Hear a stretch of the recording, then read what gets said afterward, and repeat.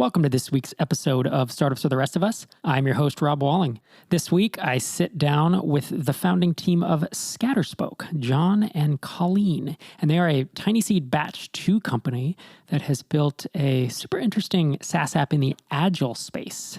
I like their story of how it kind of started almost as a lark, something to learn some new technology. And, it's kind of a hobby that turned into a business and now a pretty successful business. By the time this goes live, they should be at or above $12K a month in MRR. It gives you some type of scope of where they're at. And they're growing pretty quickly in the 10% per month range. So from my observation, they've hit product market fit and they are getting towards that point of escape velocity, working diligently towards it. So I hope you enjoy my conversation today with John Samuelson and Colleen Johnson, the co-founders of Scatterspoke.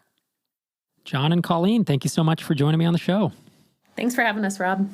Yeah, it's great to chat with you again. I know we did a microconf on air a few weeks back, but for folks who didn't see that, they certainly heard about Scatterspoke in the intro of this episode, or they may have also heard that you are in Tiny Seed Batch 2. And Scatterspoke, your H1 on your website is, it's time to have a smarter retrospective. We are improving the way teams improve. And you're focused on helping people have better retros. This is an agile methodology, the agile software development methodology. And you guys have been working on this for several years now, right? It's 3 or 3.5 years ago by now. That sound correct? Yeah, it's definitely ebbed and flowed for us. I think we actually bought the domain name in 2015 and then really, threw some stuff together and didn't do anything with it for probably 2 years. So it's been around for a while, but not in the shape and form that it is today. So that was a big relaunch effort that we did in 2018 to really build it into the tool that it is today, where you register and have your, invite your team members and can buy an upgraded plan with more features. And none of that was there for the first 3 years of us just squatting on the domain name, basically. Right. Yeah, my memory, I have a few notes from your Tiny Seed application and also from memory was that like the first year and a half, it was a tool that was up there for free. There were no accounts. It was just like a really super basic thing. But then you added analytics to it and noticed that like, hey, people are actually using this thing and maybe we could kind of launch a business around it. Is that accurate on that, John? Yeah, that's exactly right. I built it to learn new technologies. I've always been a Java developer and I wanted to learn this new thing called Node.js. And so that's kind of what started it all. And yeah, we just put it online. You could go to it and basically press a button and share a link and 1 million people could use it. That would probably crash our server. But yeah, that's exactly how it started. And you built this tool because Colleen is well known in this space, right? She has this personal brand in the agile space and you've done a lot of speaking and writing and are considered kind of an influencer. Is that right? Yeah, I've been in the software industry for about 20 years and in the agile space for about half of that. And it really helped me fill an immediate need I had in consulting when teams would either cancel a retro because somebody was out or not be able to have the retro because not everybody was in the same location. And so we kind of combined John's interest in learning some new technology with an immediate need I had. And it was great because I was able to really take it with me, not just to clients, but also into training sessions, large conferences. We were able to run retros after conferences or public speaking events. And so we were starting to get a lot of traction really organically without ever spending any money on marketing. And then also getting lots of feedback organically.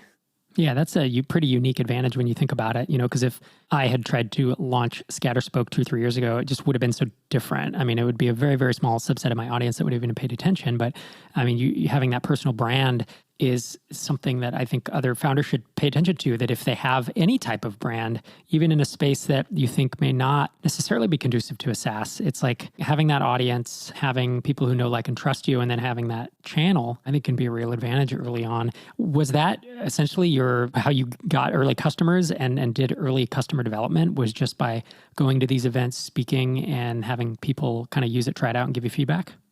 Yeah, definitely. It was probably for the first 2 years, that was all that we were, that was how we were getting customers and users, and it was how we were getting feedback. And then when we added the ability to register an account, once John dug into our Google Analytics and was like, holy shit, there's a lot of people using this. We set up the ability to have a user account and then added Drift to the site. And then that was another change point for us, where we started to get real-time feedback on where people were getting stuck or where they had questions about the tool or were requesting features that we didn't have yet. Yeah, that's super cool. I mean, it's always fun to hear. I mean, this truly is like a maker story where John wants to learn new technology. Colleen has experience in this space or in this niche and is a bit of an influencer there. And you kind of, it sounds like you maybe built it on a whim a little bit, or you're like, hey, will be a fun lark, a fun, little project. And you put it up for a year and a half, and really doesn't even have the ability to register for an account. But then there's just so much usage. It's that free tool. Some people go the open source to business route, but you just went literally like free tool to business path. I think in some ways being kind of a maker project hurt us early on. John was excited to try out new technology, and I was so close to the teams using it that every time we heard feedback about the simplest thing, we tried to go implement that or change something pretty dramatic in the tool. So we were almost being, in some ways, maybe too reactive or too close to what we were building. And I think it took us a while to start to take a step back and say, how do these things help drive business and help us look at this more as a business instead of just kind of a hobby or a pet project? Yeah, there's something I wrote about in my first book, and I called it Project Product Confusion, where developers do this especially. I did this in the early days, where I would have this great idea for this project of, it's a web app that organizes my Audible library, or it keeps me in touch with any author who I enter into the system. I suddenly get an update when they publish a new book, or just whatever. And it's an interesting idea for a project, but turning that into a product that actually makes money, and enough money that it's worth spending time on, is a huge, huge difference. And the maker in me always wanted to make cool stuff. And in fact, I made a bunch of cool stuff, but I always kind of thought they would become revenue generating products. And that was a big, I don't know, mistake, but it was definitely, I was a little bit delusional, I think, in thinking those could be that. And so I could totally see how building this, it sounds like you almost erred on the other side, where you built this free tool to learn a new technology, and because you happen to be in the space, and then didn't necessarily think of it as much of a business as perhaps you could have. And judging by your progress to date, it's obvious that this can be a successful, revenue generating, profitable business. And I think if you're going into it with that maker creator mindset, it's not that you can't do that. I mean, have I seen many 6-figure SaaS businesses built with that? Absolutely. Have I seen many 7-figure businesses, SaaS businesses built with that mindset? A lot fewer. And probably 0 8-figure businesses that I think about. I mean, if you truly want to make stuff, awesome. And that's how, when I started out, it was just like, I want to build cool shit. I want people to use it, and I want to be able to live off the revenue. And if that's all you need, that's great. And I got up to about 120K, 150K a year in revenue, and that was amazing. But when I wanted to shift gears and get up to take that next step and be like, hey, I want to build a 7-figure or multiple 7-figure business, I do think that you have to start maybe shifting the mindset a little bit. And you told me before we hit record that you were focused on kind of the small agile teams, but then enterprises would come and they would ask for features that you weren't necessarily thinking about or that interested in building, but you did make the shift and decide to build those things for those larger teams. You want to talk me a little bit through how that process went and why you decided to go down that road instead of just keeping it as a true kind of, hey, I'm a maker and this is my vision, and I'm going to build the product that I want, even if it does, hurt our growth in essence. Yeah. So after that first year of launch, when we decided to make it a business, and we were certainly focused on smaller teams, it was a brutal year. I mean, people had never given us that much authentic feedback about what sucks or what wasn't working. It was hard. I mean, there was a lot of bugs to get through, and that was one thing, but people can be ruthless, and it kind of cuts you deep. And actually, we were getting to the point where we were like, you know what, let's go back to the maker mindset, because this is just not fun, or have it be more of a passive business. And then out of nowhere, a giant enterprise deal kind of showed up. And they were very interested in it with some contingencies of, we want these 10 features. If you build these 10 features, we'll sign a deal. And we looked at them, we're like, we'll make these our own. And these wouldn't be our first choice of what to do.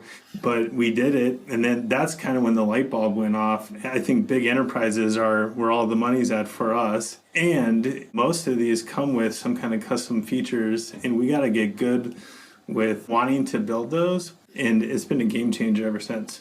Yeah, you mentioned that, and this was about a year and a half ago in early 2019. You mentioned that you had been grinding it out for so long on the side and that you were considering, like, should we even do this? It's not making enough money to make it worth it. And then this enterprise comes along and it's that realization. I think so many entrepreneurs, especially developers, I think we see the model of the Basecamps and the MailChimps where it's like, hey, I can build a product for $10 a month or $30 a month and I can do the SMB, the small business thing, the self-service.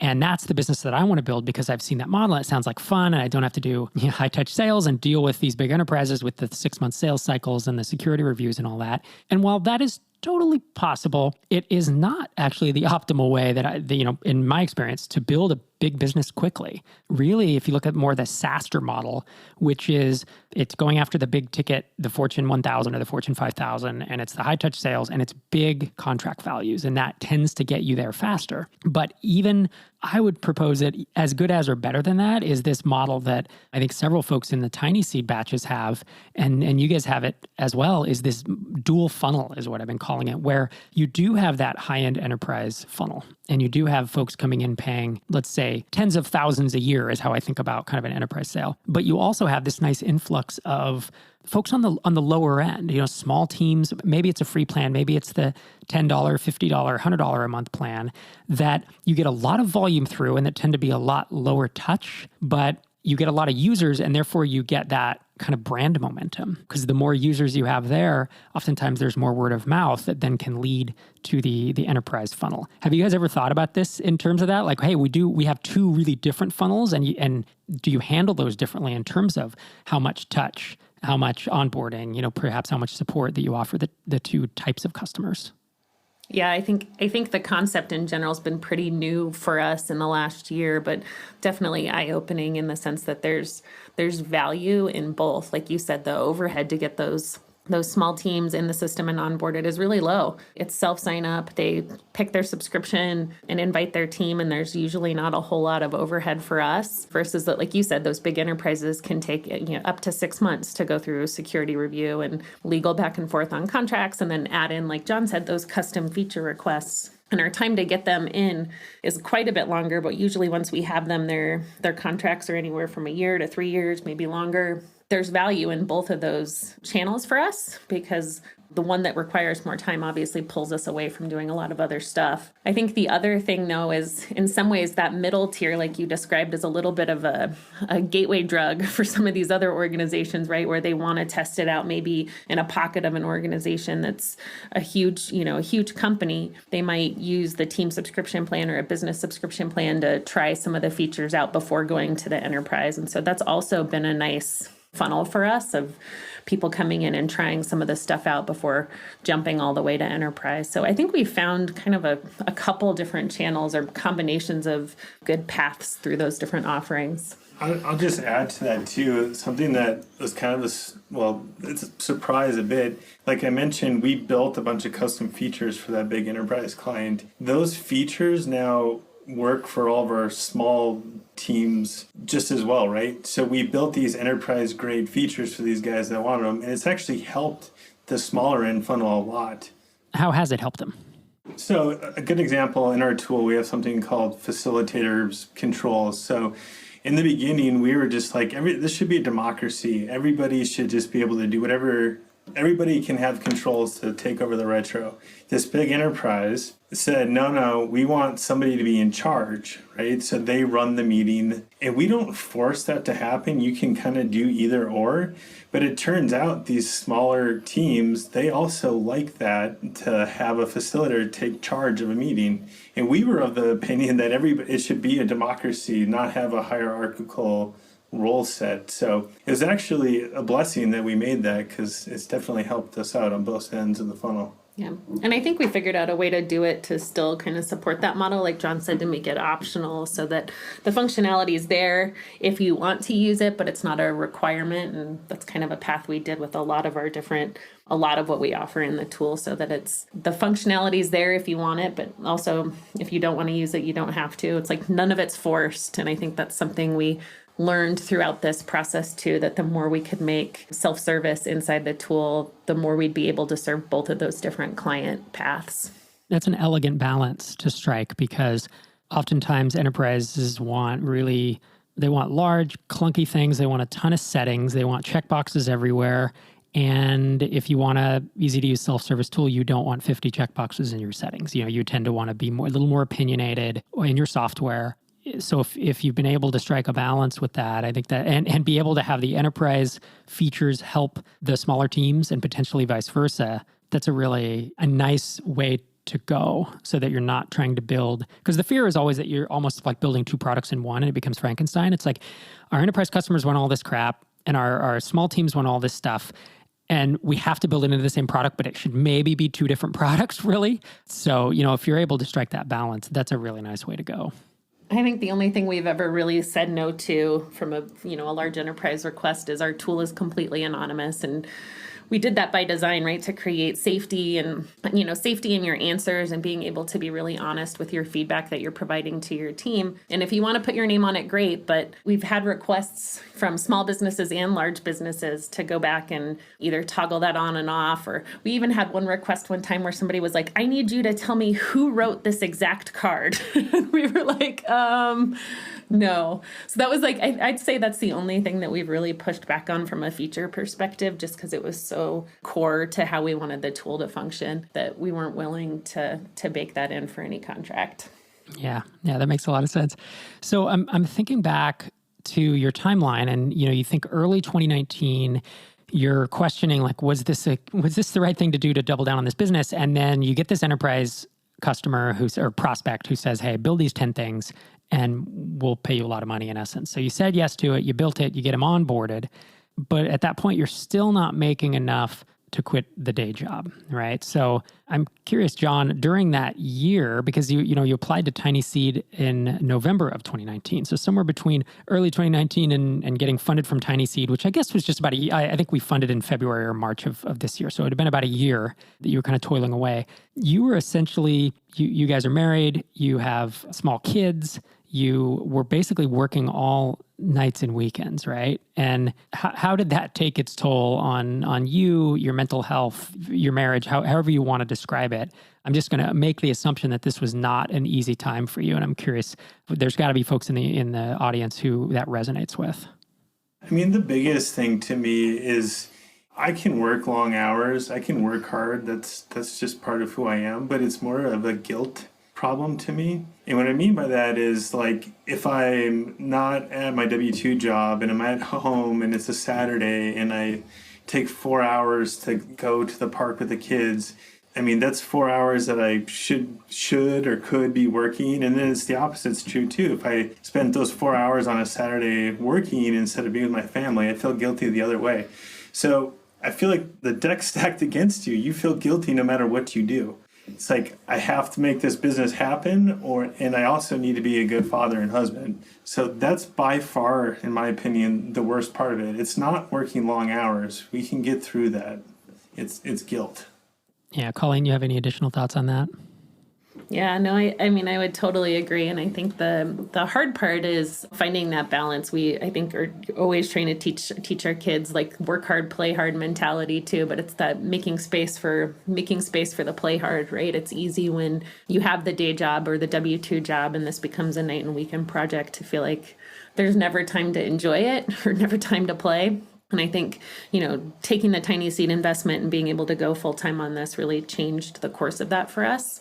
Although COVID definitely threw a little bump in that road.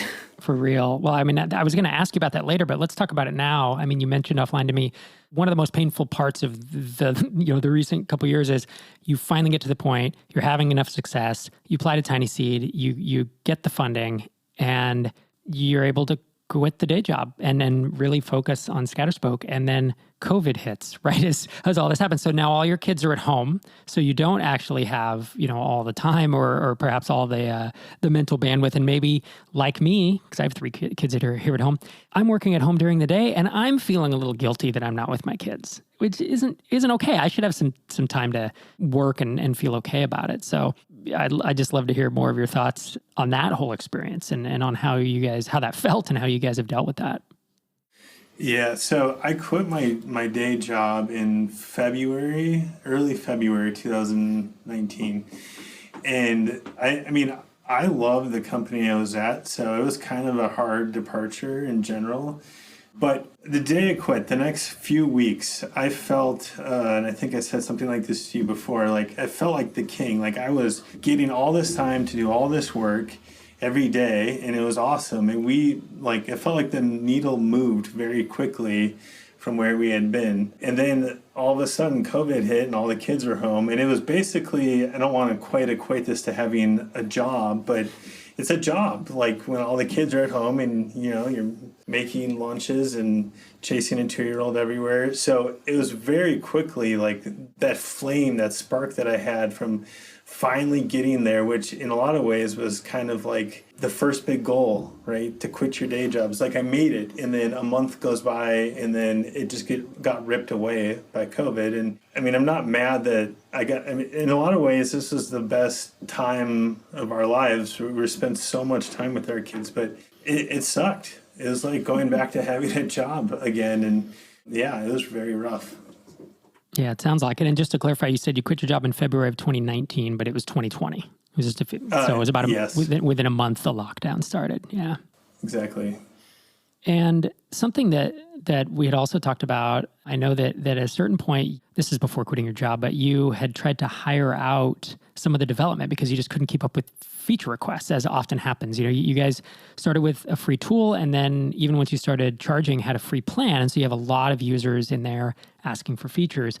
And I think you made a mistake that I think that I made as well, and I think a lot of us do, is hiring friends. Instead of going to Upwork or going whatever you're going to do, outsourcing to, maybe it's offshore or maybe it's not, but it's finding people where you can have a single relationship with them. Hey, I'm the employer in essence, and you're the contractor. When you hire friends, you have a dual relationship, and that makes things complicated. You want to talk people through your experience with that?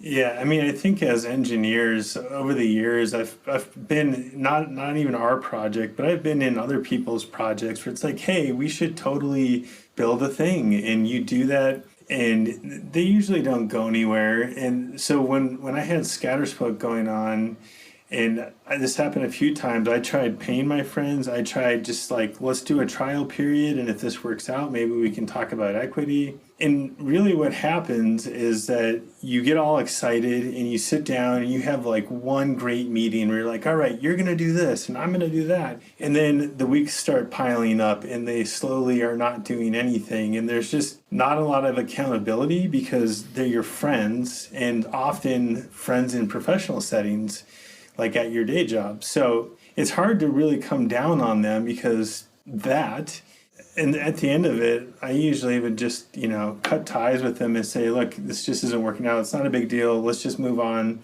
And yeah, I've changed that to hiring people I don't know, and specifically hiring people not in the US. And I have a whole rant about that.